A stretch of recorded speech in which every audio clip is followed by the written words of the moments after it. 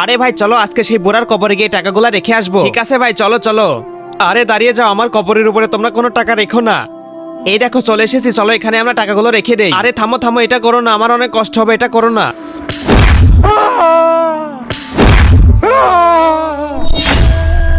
আরে মিনা, তুই আমাকে বাঁচিয়ে নে। আমার কবরে প্রতিদিন দুইটা ছেলে কিছু টাকা রেখে আসে, এবং যার জন্য আমার কবরে অনেক আযাব বেশি হয় এবং আমাকে সাপে কামড় মারে, আমি সেটা সহ্য করতে পারি না।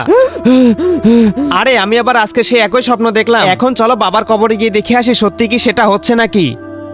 আরে মা দেখো, ওইদিকে আছে দুইজন। আরে শয়তান ছেলেরা, এখান থেকে চলে যাও। তোমরা আমার বাবার কবরস্থানে এসে কেন প্রতিদিন টাকা রেখে দাও, এবং এই টাকার জন্য আমার বাবাকে প্রতিদিন কষ্ট পাইতে হয় কবরে। এটা কেন করো বলো? তাহলে শুনো। এরপরে কি ছিল সেটি দেখার আগে বক্সের ভিতরে পৃথিবীর সবথেকে সুন্দর একটি ছবি আছে, সেটি দেখতে চাইলে ভিডিওতে লাইক এবং চ্যানেলটাকে সাবস্ক্রাইব করে দিয়েছেন। তো এই দেখুন, যারা যারা এই ছবিটাকে পৃথিবীর সবথেকে সুন্দর মনে করেন শুধুমাত্র তারা লাইক আর সাবস্ক্রাইব করে কমেন্টে আল্লাহর নাম লিখবেন। তোমার বাবার কাছ থেকে আমার মা একদিন কিছু টাকা ধার নিয়েছিল, এবং সেই টাকাকে তোমার বাবা সুদে আসলে ফেরত চায়, কিন্তু আমার মা সেটা দিতে পারে না, যার জন্য সে মারা যায়। আরে মা কি হয়েছে, উঠো উঠো। এবং তোমার বাবা সেই সুদের টাকাটা আমার কাছে এসে দাবি করে, আমি সেটা দিতে পারি না তাকে, তার আগে সে মারা যায়। এই জন্য তার কবরস্থানে এসে আমরা সেই সুদের টাকা দিতে আসছি।